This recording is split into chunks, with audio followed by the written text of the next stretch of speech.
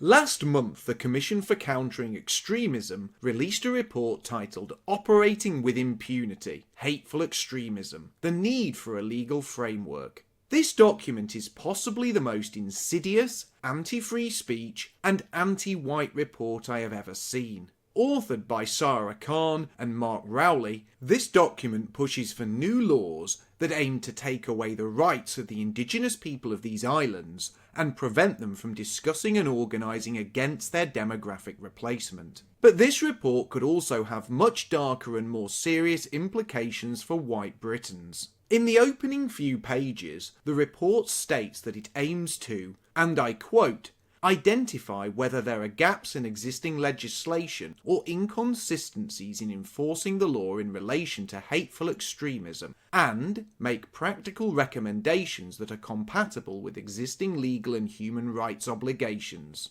End quote. In other words, this report is not about stopping terrorism, and it is not about preventing people from advocating for violence or illegal activities. These things are already dealt with under existing laws. This report is aimed at changing the current so-called hate crime legislation in order to criminalise speech that is currently completely legal. This report wishes to ban any speech that is aimed at raising awareness of issues that are both very real and backed up by facts and data that come from the very government that commissioned it.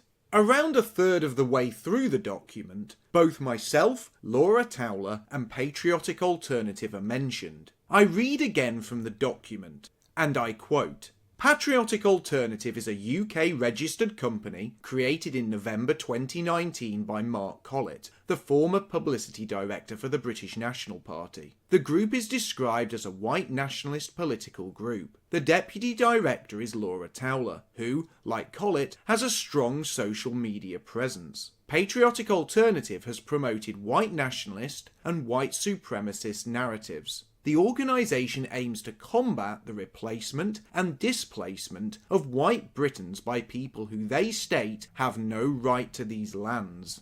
Mark Collett and Laura Towler contextualise the actions of Patriotic Alternative as an exercise in freedom of speech. Their behaviours are not currently addressed by either hate crime or counter-terrorism legislation because they neither directly threaten individuals or groups with protected characteristics or explicitly encourage violence or terrorist acts. However, it is our view that their active dissemination of a racial supremacist ideology does meet our definition for hateful extremism. End quote.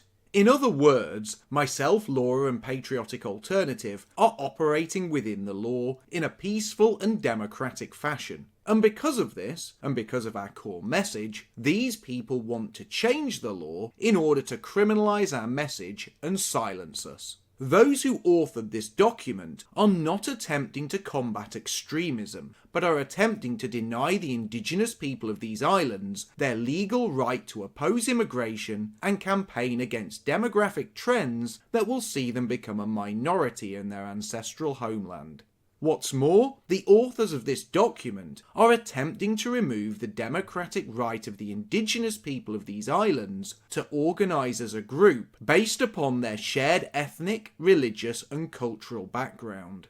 Patriotic Alternative wishes to become a registered political party with the aim of providing a democratic alternative to the mainstream parties that refuse to address issues that are of concern to a vast number of people. Millions of people in the United Kingdom are opposed to immigration and have concerns about demographic change. By making it illegal to be critical of immigration and demographic change, and by preventing people who have concerns about these issues from organising in a legal and democratic way, Sarah Khan and Mark Rowley are not combating extremism, but are in fact leaving many people with no political and peaceful outlet for their justified concerns. People who have legitimate concerns and who are denied a legal, peaceful and democratic route by which to express those concerns are left frustrated and often then feel forced to express their concerns through other channels.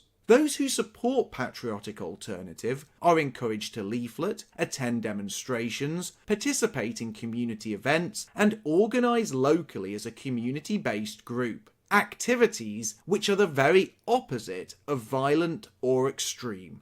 The UK government is clearly attempting to silence people who hold completely legitimate concerns, brand those people as extremists, and ultimately criminalise them. This does not fight extremism, but in fact creates a build-up of tension due to there being no peaceful and political outlet for genuine heartfelt concerns over very real issues that affect people in both the short and long term.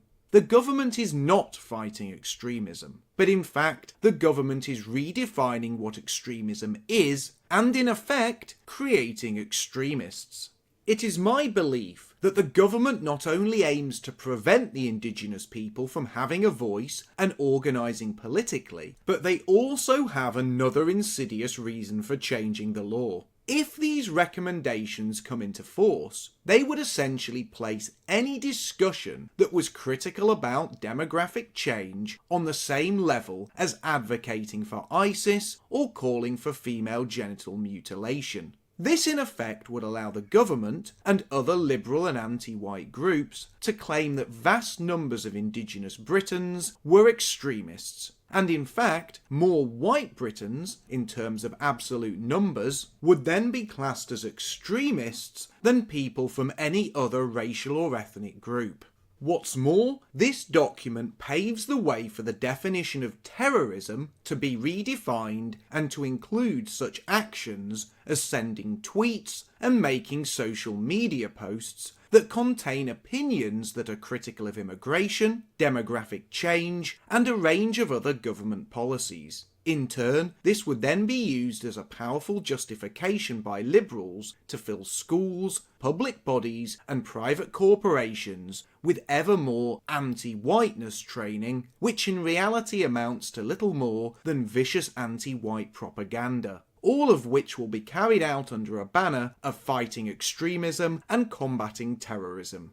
This document attempts to push for new laws that would not only prevent the indigenous people of these islands from peacefully and democratically campaigning against demographic change, but it also pushes for the establishment to criminalise millions of ordinary people and brand them as extremists and terrorists. Should this document lead to new laws, these laws would not only strip us of our rights to freedom of speech, but they would also be used to justify a torrent of anti-white literature which would be aimed at making white people hate themselves, their ancestors, and their culture.